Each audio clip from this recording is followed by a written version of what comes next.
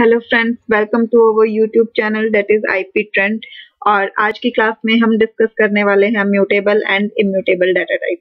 जैसा कि आप सब जानते ही हैं कि हमने सबसे पहले 12th क्लास के जो सिलेबस है वो कवर किया और उसके बाद अब हम 11th क्लास के टॉपिक्स कवर कर रहे हैं। उसके दो रीजंस हैं, क्योंकि 12th के कुछ स्टूडेंट्स ऐसे होते हैं जिनके बेसिक्स क्लियर नहीं होते, उन्होंने 11th क्लास में अच्छे से पढ़ाई नहीं की होती, और जो हमारे न्यू स्टूडेंट्स हैं 11th क्लास के, उनके लिए तो ये इम्पोर्टेंट है ही।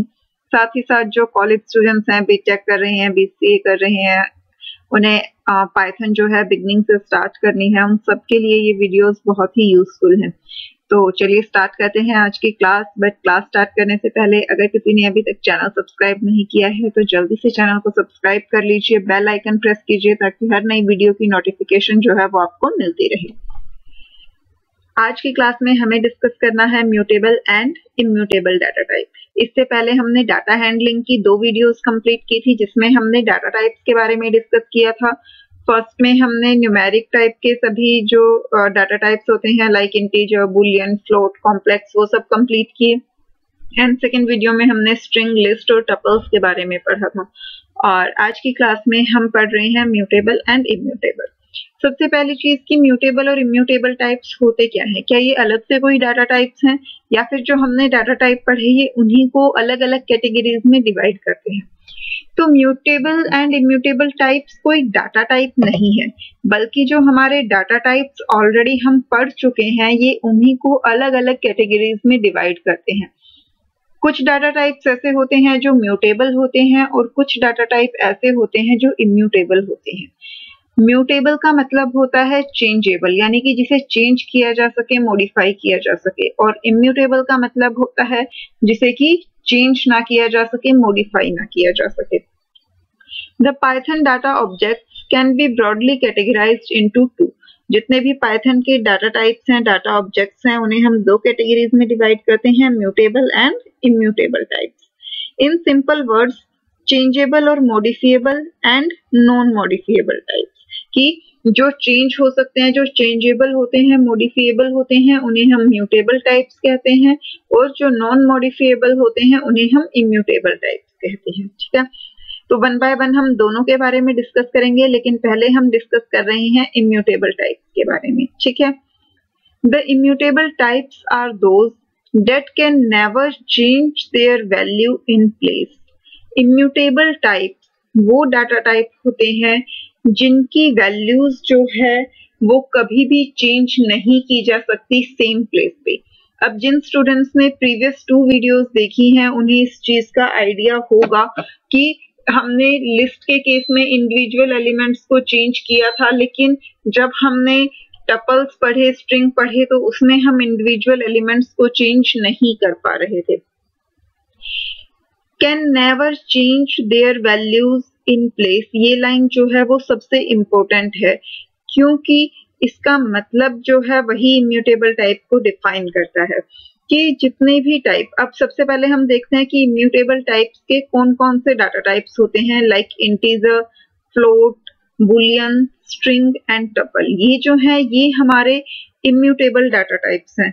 अब इन डाटा टाइप्स के केस में इंटीजर और फ्लोट में तो हम न्यूमेरिक डिजिट्स कंसीडर करते हैं और कभी ये सोचते नहीं कि हमें एक नंबर के बीच का कोई सिंगल डिजिट जो है वो चेंज करना पड़े, क्योंकि हम जनरली मैथ्स में हमेशा से पढ़ते आए होते हैं नंबर जो है वो एज अ सिंगल यूनिट हमने कंसीडर की होती है। तो इसलिए इंटीजर, फ्लोट के केस में हमें ये ख्याल नहीं आता कि हम इंडिविजुअल यूनिट्स को चेंज करें। बुलियन में भी सिर्फ ट्रू फॉल्स वैल्यू होती हैं, लेकिन स्ट्रिंग और टपल्स के केस में हमारे पास इंडिविजुअल कैरेक्टर्स की सीक्वेंस होती है। स्ट्रिंग जो है वो कैरेक्टर सीक्वेंस होती है और टपल में जो है कोमा सेपरेटेड वैल्यूज हमारे पास होती हैं। तो इस तरीके के डाटा टाइप जैसे कि स्ट्रिंग है, लिस्ट है, टपल है, यहाँ पे हमारे पास अलग अलग एलिमेंट्स होते हैं। तो हमारे मन में ये क्वेश्चन आता है कि हम उन एलिमेंट्स को इंडिविजुअली चेंज कर पाए, लेकिन जिन डाटा टाइप्स में हम उन एलिमेंट्स को चेंज कर सकते हैं उन्हें म्यूटेबल कहते हैं, और जिनमें नहीं चेंज कर सकते वो इम्यूटेबल डाटा टाइप्स होते हैं। Let us understand the concept of immutable type in order to understand this consider the code below, और इसे समझने के लिए हमारे पास एक कोड जो दिया हुआ है, हम इस कोड की हेल्प से इसे समझेंगे। हमारे पास एक वेरिएबल है p जिसमें हमने स्टोर किया 5, इसके बाद q में हमने स्टोर किया p, यानी कि q की वैल्यू भी अब क्या बन गई, 5 बन गई, और उसके बाद r में हमने क्या स्टोर किया, 5, यानी कि इस वक्त हमारे पास q, p और r तीनों में क्या स्टोर्ड है, 5 स्टोर्ड है। ठीक है, अब इस केस में देखिए हमने p में स्टोर किया 10, r में स्टोर किया 7 एंड q में स्टोर किया r को, यानी कि इस केस में p की वैल्यू 10 है, r और q की वैल्यू जो है वो क्या है, 7 है। After reading the above code, you can say that value of integer variable p, q, r could be changed effortlessly. अब ये जो हमने ऊपर कोड देखा, यहाँ पे हम ये देख पा रहे हैं कि वैल्यूज जो हैं बहुत इजीली चेंज हो जा रही हैं। p, q, r की यहाँ पे ऊपर वैल्यूज अलग थी, फिर हमने उन वैल्यूज को चेंज किया, एक वेरिएबल की वैल्यू को दूसरे वेरिएबल को असाइन किया, और ये सारा काम जो है बहुत इजीली हो रहा है, उसमें हमें कोई प्रॉब्लम नहीं हो रही। Since p, q, r are integer type, you may think that integer type can change values. अब यहाँ से एक जो मिसअंडरस्टैंडिंग क्रिएट होती है स्टूडेंट्स के माइंड में, वो क्या है कि इसे देखकर आप ये समझते हो कि इंटीजर्स की तो वैल्यू चेंज हो रही है, तो फिर ये इम्यूटेबल टाइप कहते हैं। इसका मतलब तो ये हो गया कि ये इम्यूटेबल टाइप है। हालांकि जिन स्टूडेंट्स ने प्रीवियस वीडियो देखी होगी, पार्ट 2 जो है हमारी वीडियो का, वो उनके माइंड में ये चीज चल रही होगी कि यहाँ हम वेरिएबल को नई वैल्यू दे रहे हैं। इधर p की वैल्यू 5 थी, यहाँ आपने p की वैल्यू 10 की, तो आपने p वेरिएबल को नई वैल्यू एलोकेट की है, तो ये एक अलग केस होता है। यहाँ हम इंडिविजुअल एलिमेंट्स चेंज नहीं कर रहे। अगर आपने प्रीवियस वीडियो नहीं देखी है तो उसका लिंक मैंने डिस्क्रिप्शन बॉक्स में दिया हुआ है, आप वहां से उसे चेक कर सकते हैं। बट अगर नहीं भी तो भी कोई बात नहीं, क्योंकि म्यूटेबल और इम्यूटेबल का कॉन्सेप्ट आपको यहाँ से बहुत अच्छी तरह से क्लियर हो जाएगा। अभी तक आपको ये लग रहा होगा कि हमने वेरिएबल, ये जो इंटीजर टाइप के वेरिएबल थे, इनकी वैल्यू चेंज की तो ये तो इजीली चेंज हो गई, यानी कि इम्यूटेबल टाइप है। बट ऐसा होता नहीं है, ये इम्यूटेबल टाइप नहीं है, सॉरी, ये म्यूटेबल टाइप नहीं है, ये इम्यूटेबल टाइप है और ये चेंज नहीं होते हैं। यहाँ पे जो चेंज हो रहा है वो पूरी वैल्यू चेंज हो रही है, एक वेरिएबल को नई वैल्यू मिल रही है। यानी कि इस केस में देखिए, जो p को पहले 5 वैल्यू थी, फिर उसके बाद p की वैल्यू 10 हुई, तो बेसिकली जो p है उसकी वैल्यू चेंज हुई, लेकिन 5 में कोई चेंज नहीं आया। ठीक है, 5 5 ही है, 10 10 ही है। जो चेंज हुआ वो p में हुआ, जो इंटीजर वैल्यू थी 5 उसमें कोई चेंज नहीं हुआ। अभी आपको ये चीज नहीं समझ आ रही होगी, बट अभी आगे देखिए, आगे रीड करके आपको ये सब कुछ अच्छे से समझ आएगा। But hold, it is not the case, let's see how. कि अभी आपको देख के लग रहा होगा कि बहुत एफर्टलेसली चेंज कर लिया तो हम इंटीजर्स को चेंज कर सकते हैं, बट ऐसा नहीं होता है। ऐसा क्यों नहीं होता, ये हम यहाँ पर पढ़ेंगे। You already know that in Python, variable names are just the reference to value object. हमने पहले Python फंडामेंटल्स वाला जब चैप्टर रीड किया था, उसमें हमने वेरिएबल्स के बारे में डिटेल में पढ़ा था कि Python में जो वेरिएबल्स होते हैं वो पॉइंटर्स की तरह एक्ट करते हैं, ना कि स्टोरेज की तरह। वो अपने अंदर वैल्यू को स्टोर करके नहीं रखते, वो सिर्फ एक वैल्यू को पॉइंट करते हैं, और जब हम एक वेरिएबल को दूसरी वैल्यू एलोकेट करते हैं तो वो पॉइंटर जो है वो दूसरी वैल्यू को डिनोट करने लग जाता है। तो पाइथन में वेरिएबल्स जो हैं वो पॉइंटर्स की तरह होते हैं। ये वीडियो भी आपके लिए बहुत यूजफुल है, क्योंकि अगर आपको वेरिएबल्स की ये वाली चीज नहीं पता है कि वेरिएबल्स जो हैं वो एज अ रेफरेंस कैसे एक्ट करते हैं और स्टोरेज क्यों नहीं एक्ट करते, तो आपको चीजें अच्छे से समझ नहीं आएंगी। Variable names are just references to value object, that is data value की जो भी वैल्यूज होती हैं, वेरिएबल सिर्फ उनके रेफरेंसेस होते हैं।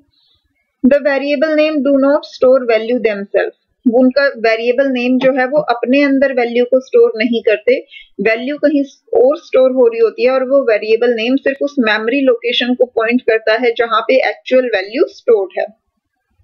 That is they are not storage container, जो वेरिएबल्स होते हैं वो स्टोरेज कंटेनर्स नहीं होते हैं। Recall section 4.5.1।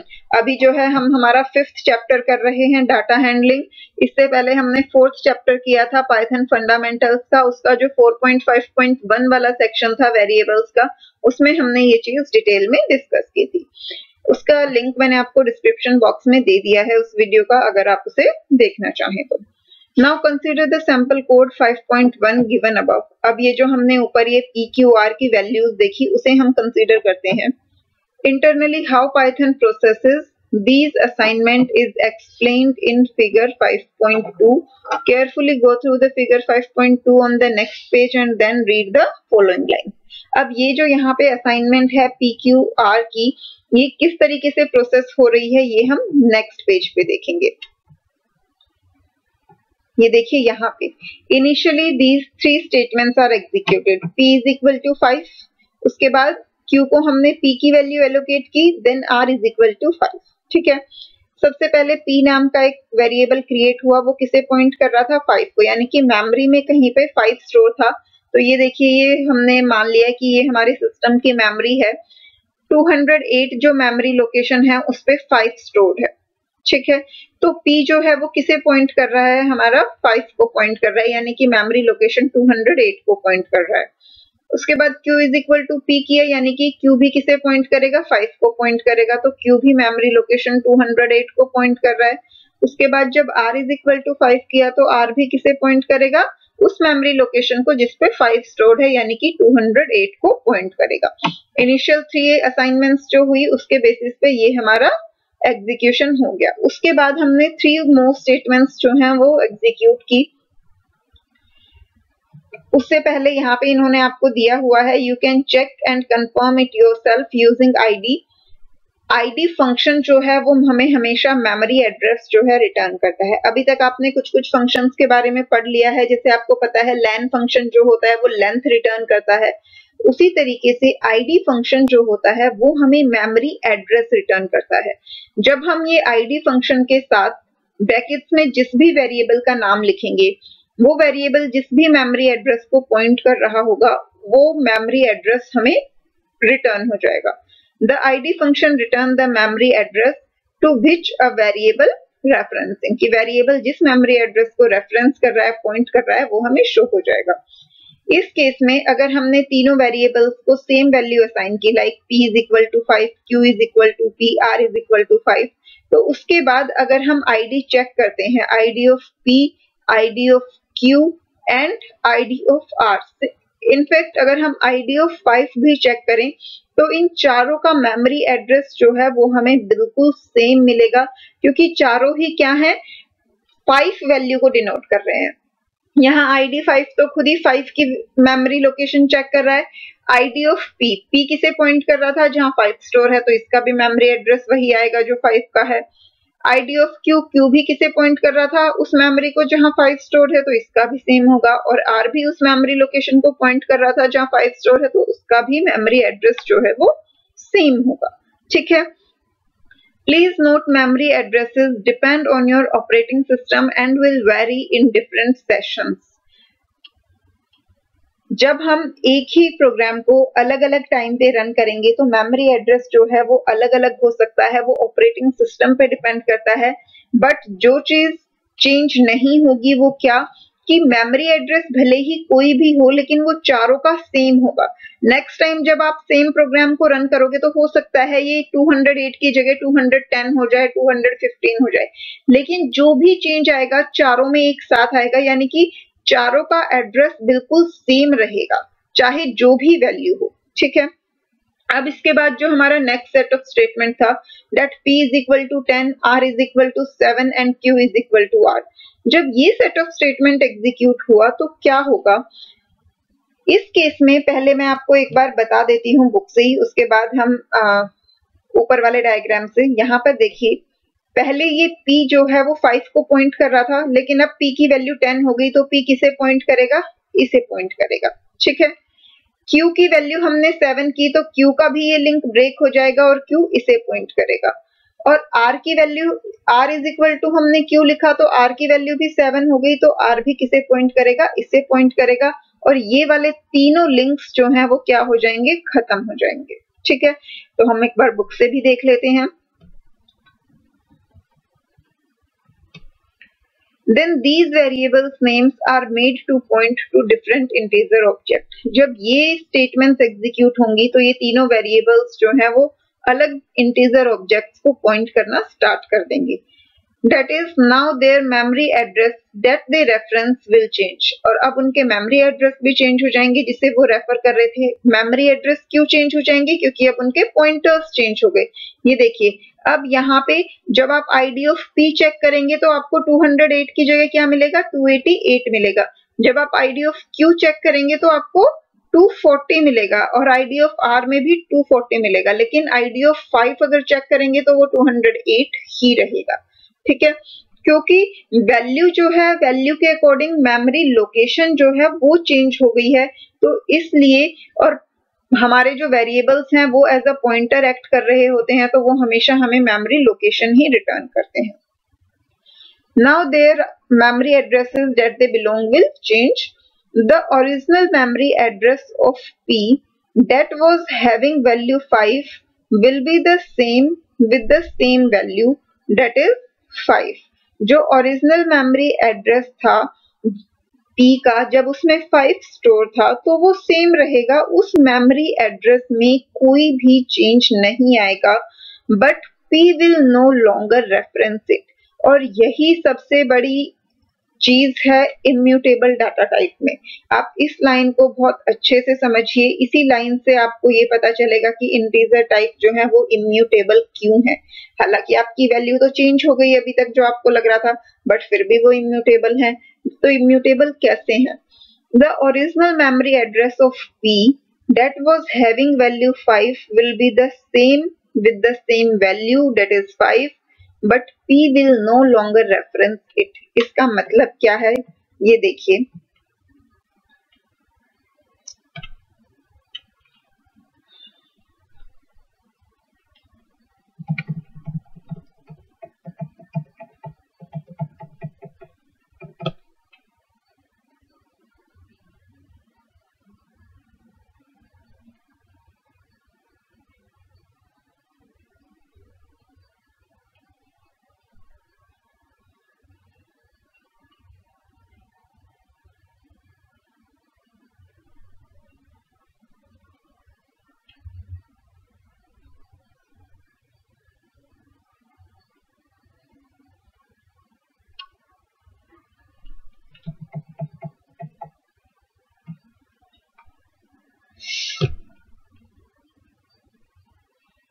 ये देखिए यहाँ पर हमने जो हमारे p, q और r ये वेरिएबल्स थे, ये हमारे पहले किसे पॉइंट कर रहे थे, इस मेमोरी लोकेशन को पॉइंट कर रहे थे। ठीक है, अब इस मेमोरी लोकेशन पे क्या स्टोर था, 5 स्टोर था। ठीक है, जब हमने p की वैल्यू को चेंज किया, p इज इक्वल टू जब हमने 10 किया, तो उस केस में हुआ क्या हमारी इस मेमोरी लोकेशन में कोई भी चेंज आया? ये जो 208 वाली लोकेशन थी, क्या इस मेमोरी लोकेशन पे कुछ भी चेंजेस हमारे हुए? नहीं हुए। p जो था उसने इस मेमोरी लोकेशन को पॉइंट करके इस मेमोरी लोकेशन को पॉइंट करना छोड़ के एक नई मेमोरी लोकेशन को पॉइंट करना शुरू कर दिया, जहां पर कि क्या स्टोर था, 10 स्टोर था। तो जब हमने p इज इक्वल टू 10 किया, तो हमारे इस इंटीजर 5 में इसकी मेमोरी लोकेशन में कोई चेंजेस नहीं हुए। एक नई मेमोरी लोकेशन पे 10 स्टोर हुआ और p जो है उस नई मेमोरी लोकेशन को पॉइंट करने लग गया। यानी कि जो हमने इन प्लेस चेंजेस की बात की थी, तो वहां इस सेम मेमोरी लोकेशन में कोई चेंजेस नहीं हुए। ओरिजिनल 5 भी वही है और 5 का मेमोरी एड्रेस भी वही है, और इसीलिए हम इंटीजर्स को क्या कहते हैं, इम्यूटेबल टाइप्स कहते हैं। ठीक है, इसी के लिए आपको एक नया डायग्राम भी बनाकर बुक में शो किया गया है। ये देखिए, जब p इज इक्वल टू 10 किया तो p किसे पॉइंट कर रहा है, इस वाली मेमोरी लोकेशन को। q इज इक्वल टू 7 तो q इस मेमोरी लोकेशन को पॉइंट कर रहा है, and r is equal to q किया तो r भी इसी सेम लोकेशन को जो है पॉइंट कर रहा है, और इस वाली लोकेशन से तीनों के लिंक्स ब्रेक हो गए। लेकिन 5 जो है वो अभी भी 208 वाली मेमोरी लोकेशन पर ही स्टोर्ड है, यानी कि एक्चुअल इंटीजर में कोई चेंजेस नहीं आए। ठीक है, अब अगर आप इस कोड में तीनों के मेमोरी एड्रेसेस को चेक करें, यहाँ पे आपने ये जब तीनों स्टेटमेंट्स एग्जीक्यूट की, p is equal to 10, r is equal to 7 and q is equal to r। अब अगर इसके बाद हम p, q और r की आईडीज चेक करें तो हमें पता चलेगा कि मेमोरी एड्रेस में किस तरीके से चेंजेस आए हैं। ये देखिए id ऑफ 10 पहले हमने चेक किया, तो id ऑफ 10 का जो मेमोरी लोकेशन है वही सेम मेमोरी लोकेशन हमें id ऑफ p से रिटर्न हुआ, यानी कि p अब किसे पॉइंट कर रहा है, 10 को, तो इसलिए दोनों का मेमोरी लोकेशन जो है वो क्या है, बिल्कुल सेम। सिमिलरली id ऑफ 7 जब आप चेक करेंगे तो 7 का जो मेमोरी एड्रेस है वही सेम मेमोरी एड्रेस हमें q के लिए मिलेगा और वही सेम मेमोरी एड्रेस हमें किसके लिए मिलेगा, r के लिए मिलेगा। इसके बाद अगर आप id ऑफ 5 चेक करेंगे तो id ऑफ 5 आपको अभी भी वही मिलेगा जो कि आपका पहले था, यानी कि 5 में कोई चेंजेस नहीं हुए हैं। Now if you assign 5 to any other variable, अब अगर इसके बाद हम 5 किसी और वेरिएबल को असाइन कर लेते हैं, मान लीजिए हम एक और वेरिएबल ले लेते हैं t और t को हमने 5 असाइन कर दिया, तो उसके बाद अगर हम t का मेमोरी एड्रेस चेक करेंगे तो वो वही एड्रेस आएगा जो कि 5 का मेमोरी एड्रेस था। ठीक है, तो इससे हमें ये पता चलता है कि यहाँ पर जो है एक्चुअल मेमोरी एड्रेस में कोई चेंज नहीं हुए। जब भी हम वैल्यू एलोकेट करते हैं नई वैल्यू, तो उसके लिए एक अलग से मेमोरी एरिया जो है वो रिजर्व किया जाता है, वहां पे वो वैल्यू स्टोर होती है और फिर हमारा जो वेरिएबल नेम है वो उस मेमोरी लोकेशन को पॉइंट करने लग जाता है। तो इसीलिए जब हम पूरी वैल्यू चेंज करते हैं तो हमारा एग्जीक्यूशन इंटरनली जो है वो पूरा इस तरीके से होता है और इंडिविजुअल उसमें कोई चेंजेस नहीं आते। Thus it is clear that variable names are stored as references to a value object, यानी कि जो वेरिएबल नेम है वो एज अ पॉइंटर काम करते हैं, वो सिर्फ वैल्यूज को के लिए एज अ रेफरेंस वर्क करते हैं, ना कि as a storage container. Each time you change the value, the variable's reference memory address changes। जब भी हम वैल्यू चेंज करेंगे हमेशा वेरिएबल का जो रेफरेंस्ड मेमोरी एड्रेस है वो चेंज हो जाएगा। Variables are not like storage container, variables जो हैं वो स्टोरेज कंटेनर्स की तरह एक्ट नहीं करते। That is with mixed memory addresses where value changes every time, hence they immutable. और इसीलिए हम उन्हें इम्यूटेबल कहते हैं क्योंकि वो हर बार जो है ऐसा नहीं है कि सेम मेमोरी एड्रेस पे चेंजेस परफॉर्म करते हैं। जब भी कोई चेंज होता है तो वो हमेशा नई मेमोरी एड्रेस पे जाके स्टोर होगा, उसी सेम मेमोरी एड्रेस में कोई चेंजेस नहीं होते हैं और इसीलिए उन्हें इम्यूटेबल कहा जाता है। जिस डाटा टाइप में सेम मेमोरी एड्रेस पे चेंजेस पॉसिबल होते हैं उन्हें हम कहते हैं म्यूटेबल डाटा टाइप्स। ठीक है, The object of following values type are immutable in Python.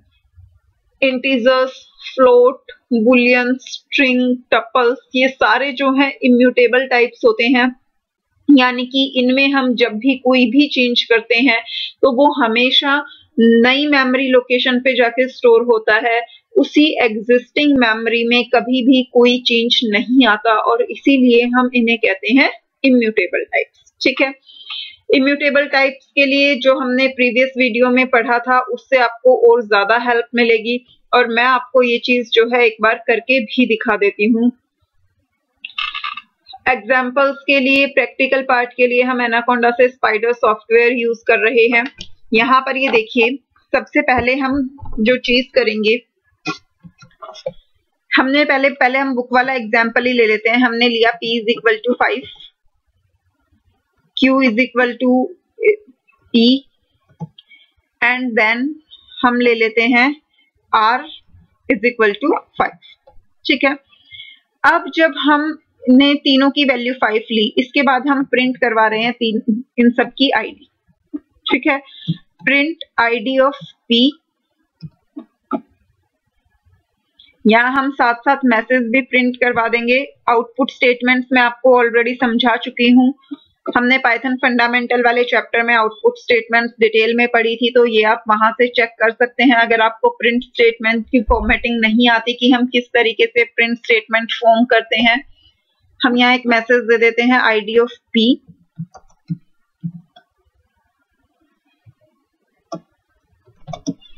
ठीक है, हमने P की आईडी डिस्प्ले करवा दी। उसके बाद हम आईडी ऑफ Q डिस्प्ले करवाएंगे। हम इसी को कॉपी पेस्ट कर लेते हैं।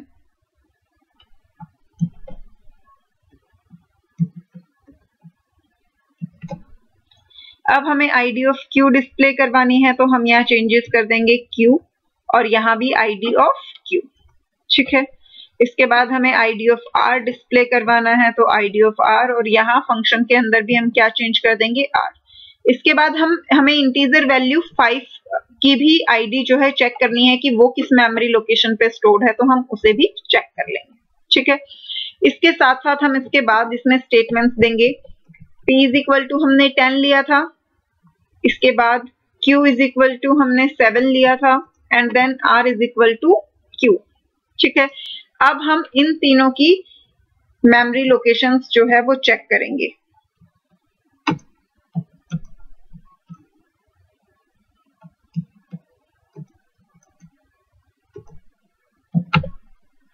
सबसे पहले हमें P की मेमोरी एड्रेस चेक करना है। P की वैल्यू क्या है, 10, तो हम 10 का भी मेमोरी एड्रेस जो है चेक कर लेंगे। P और 10 दोनों का मेमोरी एड्रेस जो है वो हमें सेम मिलेगा। इसके बाद हमें Q का मेमोरी एड्रेस चेक करना है। हमने यहाँ Q सेव कर दिया। उसके बाद हमें R का मेमोरी एड्रेस लेना है, तो हमने यहाँ पे R वैल्यू ले ली, और हमें इन दोनों की वैल्यू क्या थी, 7, तो हमें 7 का भी मेमोरी एड्रेस जो है वो चेक करना है, तो इसलिए हमने यहाँ 7 का भी मेमोरी एड्रेस चेक किया। और इसके बाद लास्ट में हम 5 का भी मेमोरी एड्रेस चेक करेंगे कि क्या उसके मेमोरी एड्रेस में कोई भी चेंजेस हुए हैं या नहीं हुए हैं। इनफैक्ट इसके साथ हम एक और स्टेटमेंट ले लेते हैं, T इज इक्वल टू 5। ठीक है, तो आईडी ऑफ 5 हमने ले लिया, और अब आईडी ऑफ T भी हम यहाँ ले लेते हैं।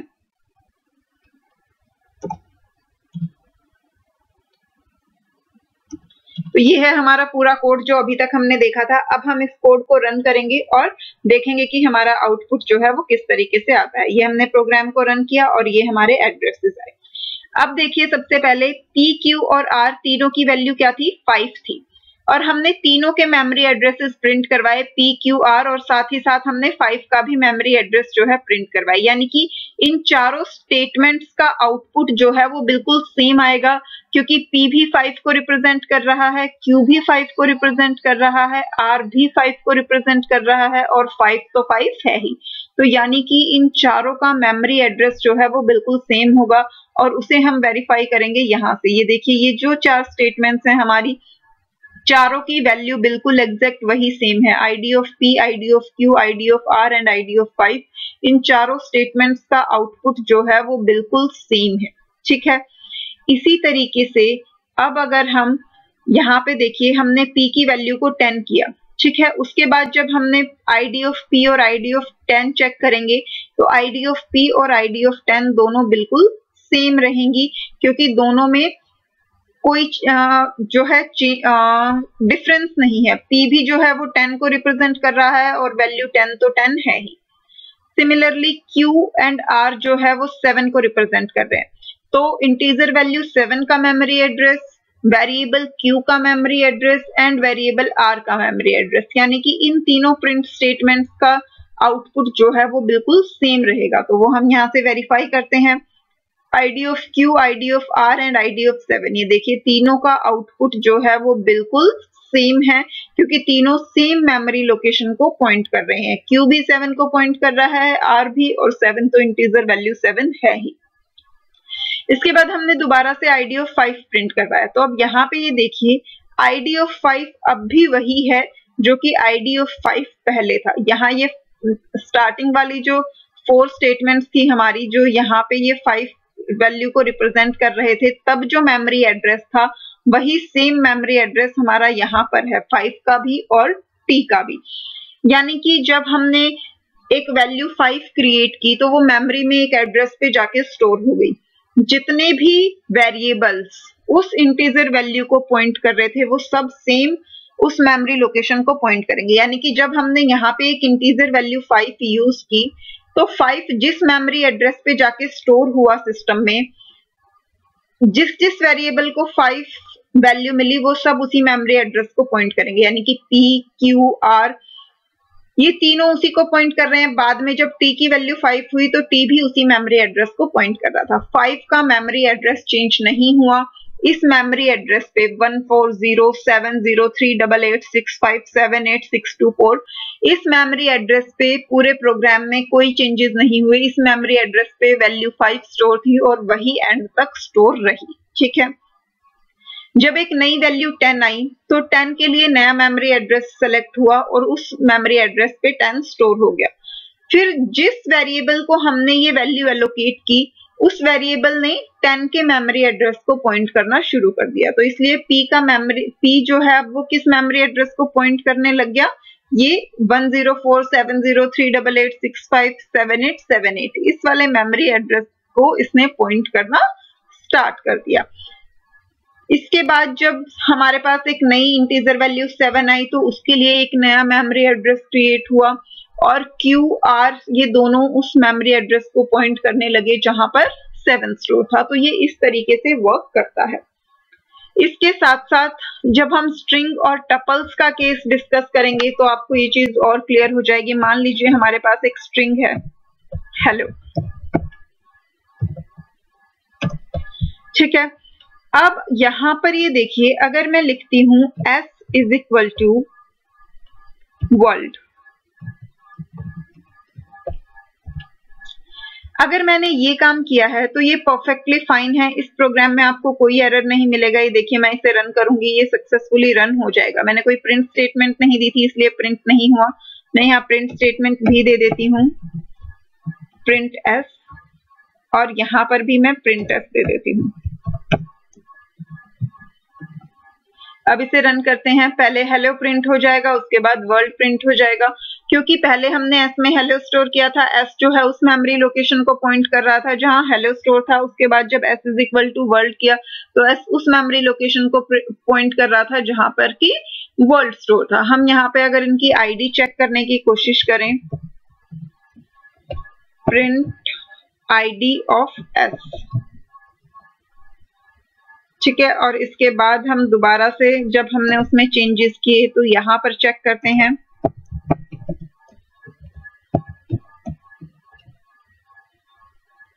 अब हम इस प्रोग्राम को रन करते हैं। ये देखिए, ये हेलो प्रिंट हुआ और हेलो की आईडी जो है वो ये यहाँ पर चेक कीजिए। उसके बाद जब हमने s में वर्ल्ड स्टोर किया तो s की मेमोरी एड्रेस देखिए, दोनों मेमोरी एड्रेस अलग अलग हैं। यानी कि जब s में हेलो स्टोर था तो s जो है अलग मेमोरी एड्रेस को पॉइंट कर रहा था। जब हमने s में वर्ल्ड स्टोर किया तो s ने अलग मेमोरी एड्रेस को पॉइंट करना शुरू कर दिया। तो इस तरीके से हम पूरी वैल्यू चेंज कर सकते हैं। लेकिन अगर हम अलग अलग एलिमेंट्स को एक्सेस करना चाहें, अब हमें पता है हम स्ट्रिंग के कैरेक्टर्स को इंडिविजुअली एक्सेस कर सकते हैं। यानी कि जैसे ये हेलो है तो मैं इस हेलो में से h को, e को, l को, o को अलग से एक्सेस कर सकती हूँ। कैसे एक्सेस कर सकती हूँ वो देखते हैं। फिलहाल के लिए मैं इस सारे पार्ट को डिलीट कर देती हूँ। अगर मुझे h प्रिंट करवाना है तो मैं यहाँ s और स्क्वायर ब्रैकेट्स में 0 दे दूंगी तो ये सिर्फ क्या प्रिंट करेगा, h प्रिंट करेगा। ये देखिए इस तरीके से, ठीक है। तो यहाँ पे अब ये इंडिविजुअल एलिमेंट प्रिंट किया वो तो ठीक है, लेकिन अगर मैं इस इंडिविजुअल एलिमेंट को चेंज करने की कोशिश करूं, s of 0 is equal to, अगर मैं यहाँ ये मान लीजिए मैं यहाँ d स्टोर करती हूँ कि h की जगह जो है वो d स्टोर हो जाए। अगर मैं इसे रन करूंगी तो इस केस में मुझे क्या मिलेगा, एरर मिलेगा that str object does not support item assignment. क्योंकि इस केस में क्या होगा, इस केस में हमारी नई मेमोरी एड्रेस जनरेट नहीं होगी, क्योंकि मैं वेरिएबल s को नई वैल्यू नहीं दे रही हूँ। s वेरिएबल नेम है, वो एक मेमोरी लोकेशन को पॉइंट कर रहा है। बट जब मैंने s ऑफ 0 लिखा तो s जिस मेमोरी लोकेशन को पॉइंट कर रहा है मैं उस मेमोरी लोकेशन में चेंजेस कर रही हूँ।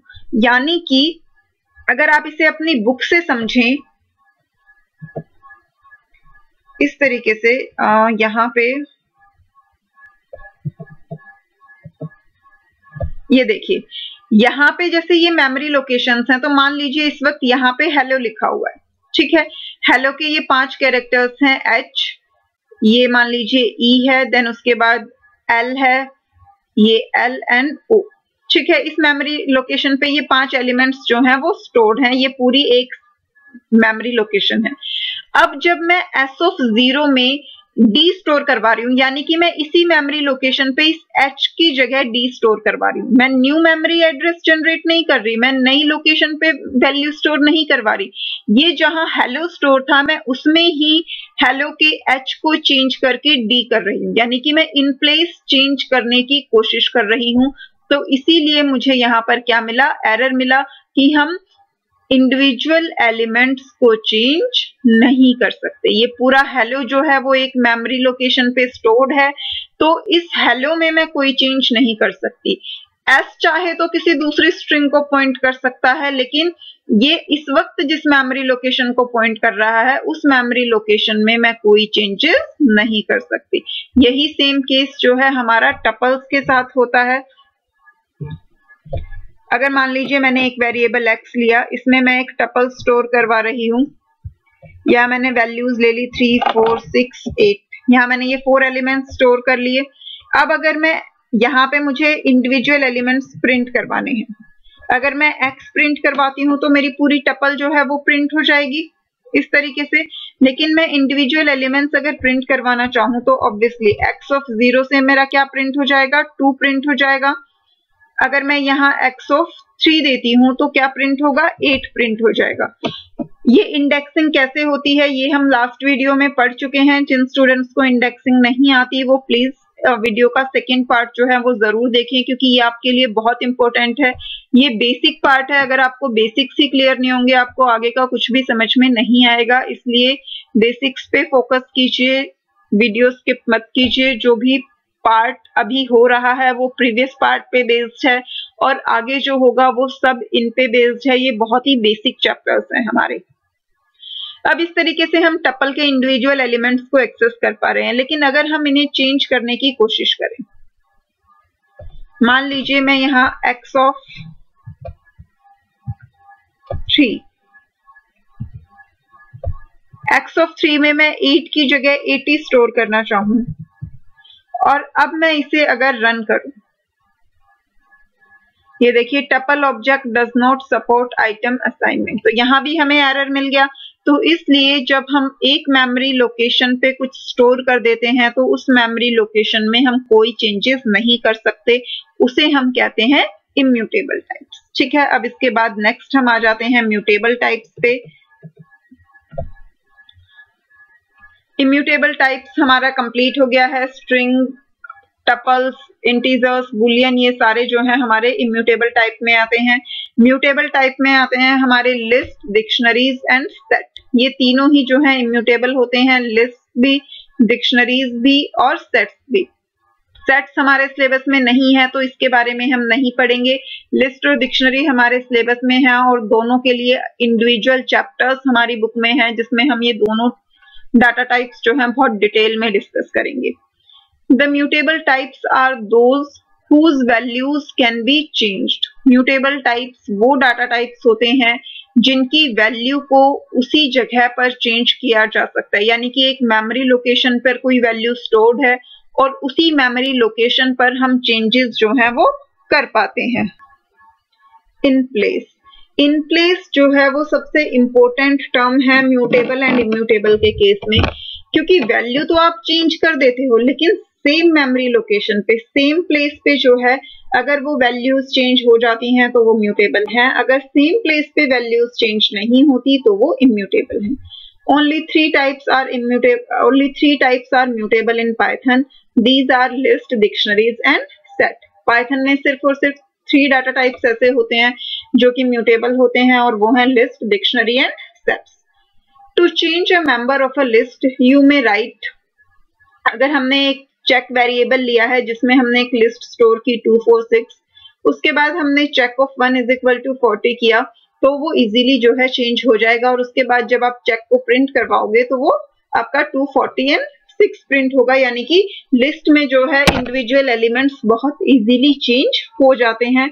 और यही होते हैं हमारे mutable data types. For example ये जो हम अभी प्रैक्टिकल कर रहे थे, अब ये देखिए इसमें हमने ये टपल ली थी, तो टपल में जब हम एलिमेंट चेंज करने की कोशिश कर रहे थे तो हमें एरर मिल रहा था। बट अगर हम इसी को लिस्ट बना दें, अब हम लिस्ट कैसे क्रिएट करते हैं, टपल कैसे क्रिएट करते हैं, स्ट्रिंग कैसे क्रिएट करते हैं, ये सारा हम प्रीवियस वीडियो में सीख चुके हैं, इसलिए मैं यहाँ पर रिपीट नहीं कर रही। मैंने ये टपल भी जो है डायरेक्टली क्रिएट कर दी थी और अब हम इसे क्या करेंगे, लिस्ट में कन्वर्ट करेंगे, क्योंकि ये पार्ट हम ऑलरेडी सीख चुके हैं। लिस्ट जो है वो स्क्वायर ब्रैकेट्स के अंदर होती है। अगर मैंने उन राउंड ब्रैकेट्स को स्क्वायर ब्रैकेट्स में कन्वर्ट कर दिया तो अब ये एक्स जो है ये क्या बन गया, एक लिस्ट बन गया। लिस्ट जो है वो म्यूटेबल टाइप होती है, यानी कि लिस्ट के इंडिविजुअल एलिमेंट्स को चेंज किया जा सकता है। यहां अगर मैं पहले मैं सिंपल प्रिंट एक्स दे देती हूँ, इसे अगर मैं रन करवाऊंगी तो ये देखिए लिस्ट के फॉर्म में प्रिंट हुआ इस तरीके से। पहले टपल थी तो टपल के फॉर्म में हो रहा था राउंड ब्रैकेट में, अब लिस्ट है तो लिस्ट के फॉर्म में प्रिंट हुआ। ठीक है, आप चाहे तो टाइप भी चेक कर सकते हैं। यहाँ पे अगर आपको चेक करना है तो यहाँ पे हम ले लेते हैं टाइप ऑफ एक्स, जिससे कि आपको एक्स का डाटा टाइप पता चल रहा है। इसे हमने रन किया तो ये देखिए लिस्ट का इसका डाटा टाइप क्या है, लिस्ट। ठीक है, अगर हम इसी को राउंड ब्रैकेट्स में लिखते हैं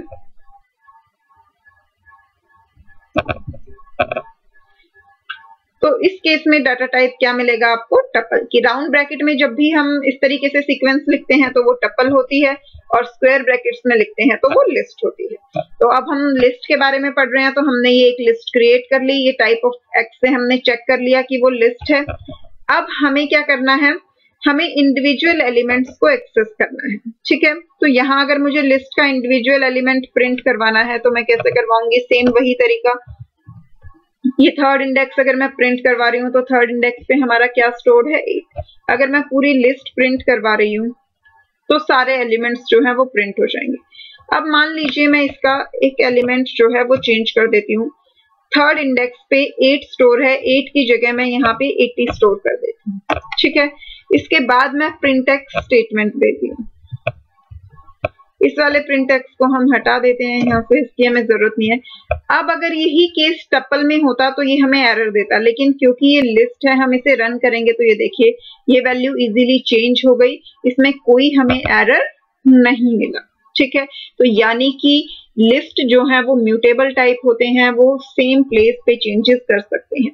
हम दोनों की आईडीज भी चेक कर लेते हैं। पहले हम एक बार यहाँ पे आईडी चेक करते हैं, प्रिंट आईडी ऑफ एक्स। ठीक है, और सेम यही स्टेटमेंट एक बार हम चेंज करने के बाद ले लेते हैं यहाँ पे।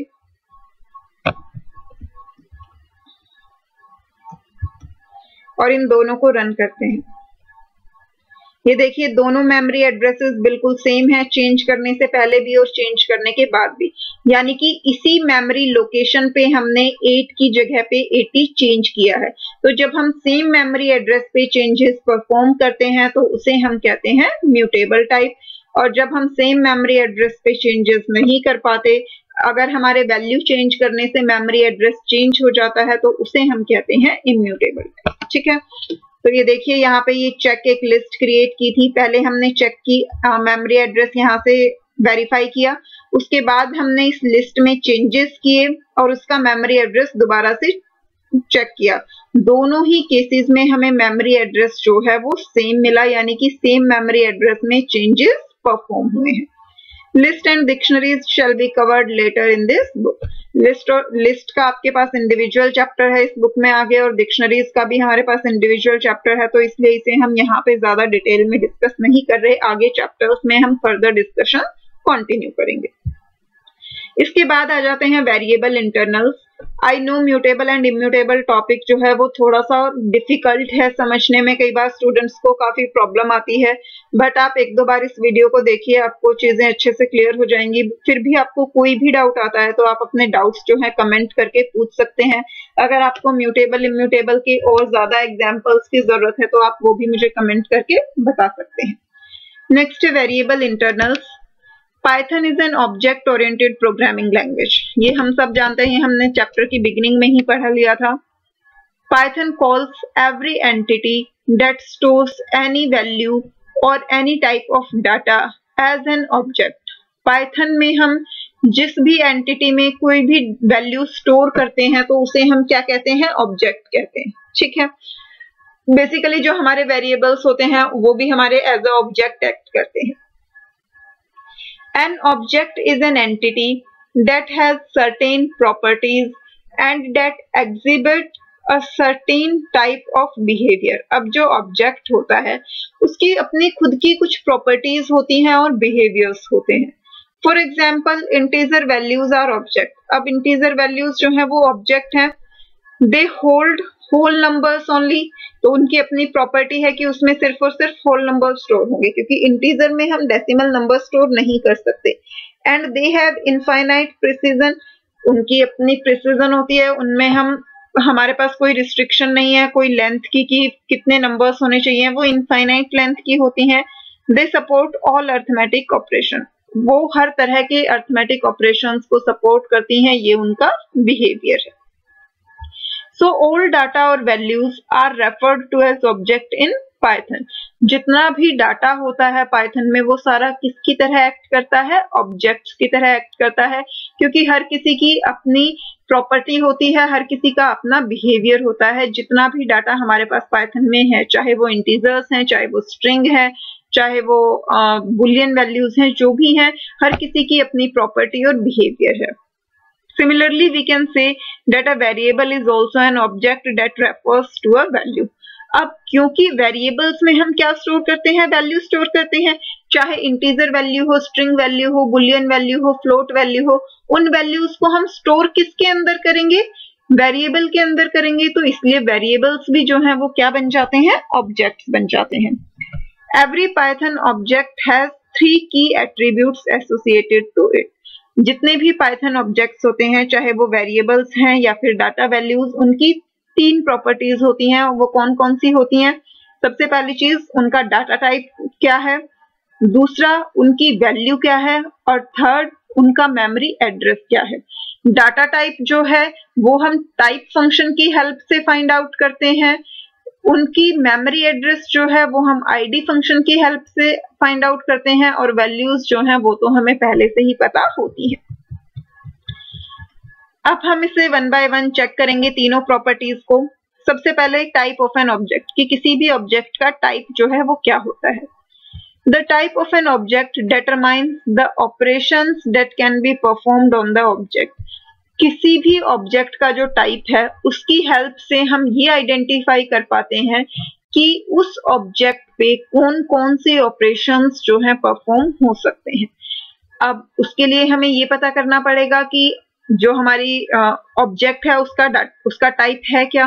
तो जो हमारा टाइप फंक्शन है, ये एक बिल्ट इन फंक्शन है पाइथन का, बिल्ट इन फंक्शन यानी कि जो पहले से पाइथन में डिफाइंड है। तो ये टाइप फंक्शन जो है हमारी हेल्प करता है ऑब्जेक्ट्स के टाइप को फाइंड आउट करने में। टाइप फंक्शंस ऑब्जेक्ट्स का डाटा टाइप रिटर्न करता है। इस फंक्शन के बारे में हम पहले भी पढ़ चुके हैं, लेकिन यहाँ पे ये दोबारा से डिटेल में दिया हुआ है। टाइप फंक्शन के अंदर हम जिस भी वेरिएबल का नाम यहाँ पे मेंशन करते हैं या जो भी वैल्यू हम यहाँ पे मेंशन करते हैं, टाइप फंक्शन हमें उसका डाटा टाइप रिटर्न कर देता है। ऑल्दो अभी भी जब हमने प्रैक्टिकल किया तो मैंने आपको ये करके दिखाया था, टपल और लिस्ट का हमने अभी डाटा टाइप जब फाइंड आउट किया। अब ये देखिए a इज इक्वल टू 4, ठीक है। तो यहाँ पे हमने a वेरिएबल में 4 वैल्यू स्टोर की। हमें अगर डाटा टाइप चेक करना है तो हम क्या करेंगे, टाइप और टाइप के साथ ब्रैकेट में क्या लिखेंगे, 4। टाइप के साथ ब्रैकेट में हमने क्या लिखा, वेरिएबल नेम यानी कि a। दोनों का ही डाटा टाइप देखिए सेम है बिल्कुल, क्योंकि a भी जो है वो किसे रिप्रेजेंट कर रहा है, 4 को। 4 और a दोनों ही हमारे न्यूमेरिक टाइप के हैं, इंटीजर टाइप के हैं। इस तरीके से टाइप फंक्शन की हेल्प से जो है हम वैल्यूज का डाटा टाइप फाइंड कर सकते हैं। नेक्स्ट है वैल्यू फंक्शन। अब पहले मैं आपको एक बार टाइप के लिए प्रैक्टिकल करके दिखा देती हूँ। ऑलरेडी हम वैसे कर चुके हैं, बट फिर भी एक बार दोबारा से कर लेते हैं। मान लीजिए हमने लिया x इज इक्वल टू 23। अब यहाँ पे अगर हमें चेक करना है टाइप, तो हम ले लेंगे टाइप ऑफ x, ठीक है। अब इसे हम रन करते हैं तो ये देखिए टाइप ऑफ x हमारा क्या आ जाएगा, इंट। यहीं अगर मैं इसे 23.5 कर देती हूँ तो अब ये डाटा टाइप किस में कन्वर्ट हो जाएगा, फ्लोट में। ये देखिए अब डाटा टाइप क्या आया, फ्लोट आया। यही अगर मैं इसे कॉम्प्लेक्स नंबर में चेंज कर देती हूँ +3j, कॉम्प्लेक्स नंबर को हम इस तरीके से रिप्रेजेंट करते हैं। अब जब हम इसे रन करेंगे तो ये देखिए डाटा टाइप क्या आया, कॉम्प्लेक्स आया। सिमिलरली मान लीजिए मैं इसे डबल कोट्स में रख देती हूँ। डबल कोट्स में जो भी वैल्यू होती है वो क्या बन जाती है, स्ट्रिंग बन जाती है। तो अब जब हम इसे रन करेंगे तो ये देखिए ये क्या बन गया, स्ट्रिंग बन गया। सिमिलरली अगर मैंने x में कोई वैल्यू स्क्वायर ब्रैकेट्स के अंदर लिखी होती इस तरीके से 3,5, STF, ये सब मैंने लिखा। अब अगर मैं इसका डाटा टाइप चेक करूंगी तो वो क्या शो करेगा, लिस्ट, क्योंकि ये क्या है, लिस्ट है। ठीक है, अब इसी को अगर मैं राउंड ब्रैकेट्स में क्लोज कर देती हूं तो इसका डाटा टाइप क्या बन जाएगा, टपल बन जाएगा। तो यानी कि टाइप फंक्शन जो है वो हमें वेरिएबल्स का डाटा टाइप रिटर्न करता है। इनफैक्ट अगर हम इस टाइप फंक्शन के अंदर जो है डायरेक्टली वैल्यूज लिखें तो भी वो हमें उन वैल्यूज का डाटा टाइप रिटर्न करेगा। फॉर एग्जांपल अगर मैंने यहाँ लिखा टाइप ऑफ 11 तो ये हमें क्या रिटर्न करेगा, इंट रिटर्न करेगा, क्योंकि 11 जो है वो क्या है, इंटीजर टाइप। अगर यही मैं इस 11 को 1.1 कर देती हूँ तो अब ये हमें क्या रिटर्न करेगा, फ्लोट रिटर्न करेगा। अगर मैं इस 11 को कोट्स में क्लोज कर देती हूँ तो अब ये क्या बन जाएगा, स्ट्रिंग बन जाएगा। तो हम टाइप फंक्शन के अंदर डायरेक्ट वैल्यूज भी दे सकते हैं और वेरिएबल्स के नेम भी दे सकते हैं, both are the same thing. ठीक है, इसके बाद जो हमारा सेकंड कॉन्सेप्ट है, हमारे पास ऑब्जेक्ट की 3 प्रॉपर्टीज थी। फर्स्ट प्रॉपर्टी हमने पढ़ ली, टाइप ऑफ एन ऑब्जेक्ट। अब सेकंड जो है वो है वैल्यू ऑफ एन ऑब्जेक्ट। ठीक है, it is the data item contained in the object. एक ऑब्जेक्ट के अंदर जो डाटा स्टोर्ड है वो उसकी क्या होती है, वैल्यू होती है। For a literal the value is the literal itself. जब हम डायरेक्टली कांस्टेंट वैल्यूज या लिटरल्स पे वर्क करते हैं तो वो अपने आप में ही वैल्यूज होते हैं, लाइक 4, 11, 5, ये अपने आप में ही वैल्यूज हैं। बट जब हम वेरिएबल्स की बात करते हैं, for a variable the value is the data item it is currently referencing. Variables के लिए वैल्यू क्या होती है कि वो वेरिएबल एट प्रेजेंट जिस डाटा को रिप्रेजेंट कर रहे हैं वो क्या होती है, उनकी वैल्यू होती है। Using print statement you can display the value of an object. और प्रिंट फंक्शन की हेल्प से हम किसी भी ऑब्जेक्ट की वैल्यू को डिस्प्ले कर सकते हैं। अब ये देखिए a इज इक्वल टू 4, तो अगर हम प्रिंट 4 करते हैं, 4 इज अ लिटरल वैल्यू, 4 जो है लिटरल इंटीजर है, तो 4 की वैल्यू तो 4 ही होगी, उसमें कुछ चेंज नहीं होगा। बट जब हम प्रिंट a करेंगे तो a की वैल्यू क्या है, a किसे पॉइंट कर रहा है, 4 को, तो इसलिए a की वैल्यू क्या डिस्प्ले हो जाएगी, 4 डिस्प्ले हो जाएगी। ठीक है, इसी तरीके से नेक्स्ट है हमारा आईडी ऑफ एन ऑब्जेक्ट, कि किसी भी ऑब्जेक्ट की आईडी जो है वो क्या होती है। आईडी से यहाँ हमारा मतलब होता है मेमोरी एड्रेस या मेमोरी लोकेशन। कोई भी लिटरल है या वेरिएबल है, वो जिस भी मेमोरी एड्रेस पे स्टोर होता है, जिस भी मेमोरी लोकेशन पे स्टोर होता है, वो उसकी आईडी होती है। The ID of an object is generally the memory location of the object. किसी भी ऑब्जेक्ट की आईडी जो है वो क्या होती है, उस ऑब्जेक्ट की memory location. Although ID is implementation dependent but most implementations it return memory location of the object। हालांकि आईडी जो है वो कई बार इम्प्लीमेंटेशन डिपेंडेंट होती है, बट जनरली जितनी भी इम्प्लीमेंटेशंस हैं सब में आईडी का मतलब क्या होता है कि वो मेमोरी लोकेशन को रिटर्न करे। Built in function ID returns the ID of an object. जो बिल्ट इन फंक्शन है आईडी वो हमें मेमोरी एड्रेस रिटर्न करता है, आईडी रिटर्न करता है किसी भी ऑब्जेक्ट की। ठीक है, अब यहाँ देखिए हमने आईडी ऑफ 4 जब चेक किया तो हमें वो मेमोरी एड्रेस मिलेगा कि 4 जो है वो इंटरनली किस मेमोरी लोकेशन पे स्टोर है।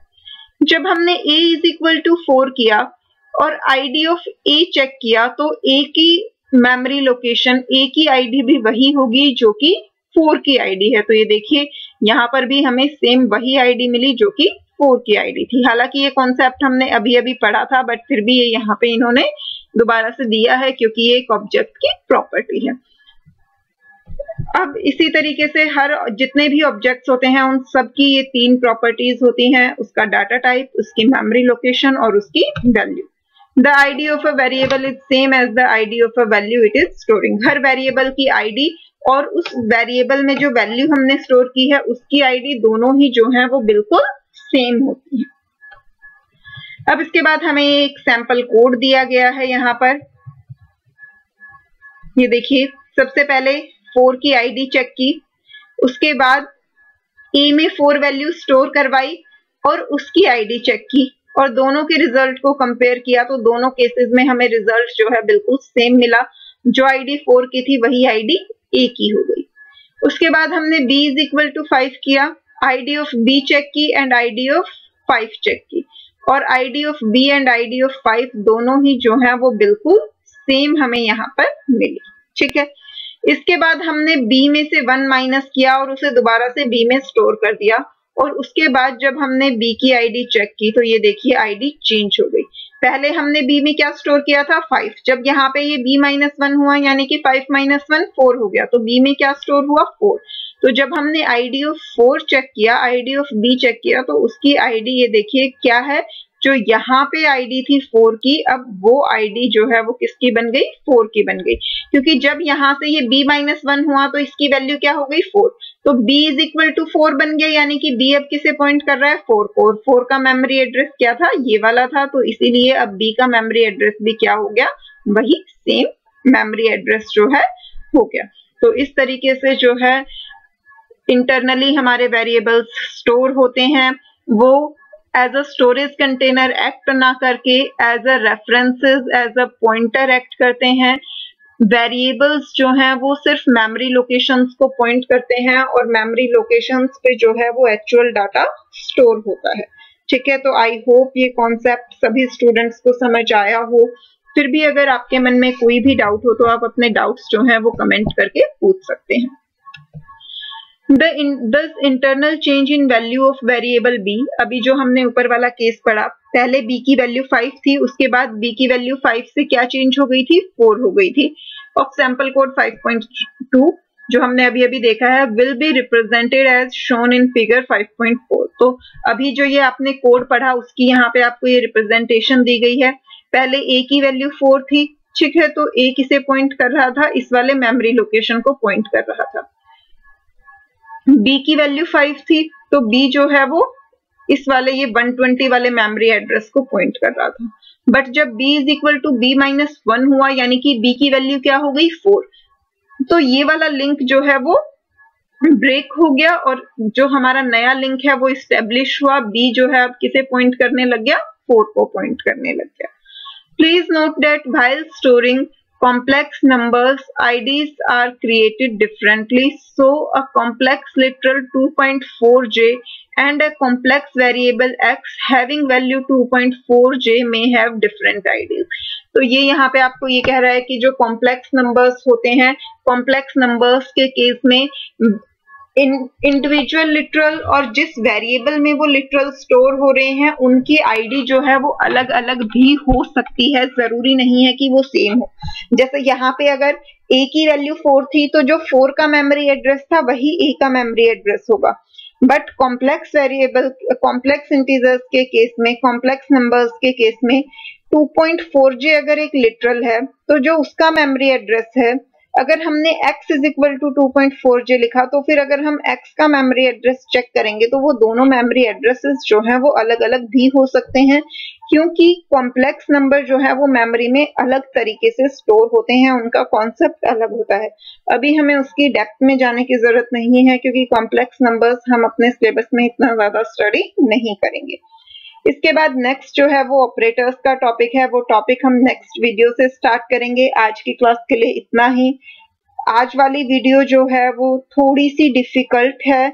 एक बार बिगिनिंग में जब हम टॉपिक को स्टार्ट करते हैं तो कई बार चीजें हमारे सर के ऊपर से जाना शुरू कर देती हैं कि हमें तो कुछ समझ ही नहीं आ रहा, बट हमें टेंशन नहीं लेनी चाहिए क्योंकि ये सिर्फ एक कॉन्सेप्ट है। जब हमें ये कॉन्सेप्ट समझ आ जाता है हमारे लिए चीजें बहुत इजी हो जाती हैं। तो वीडियो को 1-2 बार देखिए, चीजों को समझने की कोशिश कीजिए। अगर आपको कोई भी डाउट आता है तो अपने डाउट मुझसे कमेंट करके पूछिए। साथ ही साथ मुझे फीडबैक जरूर दीजिए कि आपको वीडियो कैसी लगी।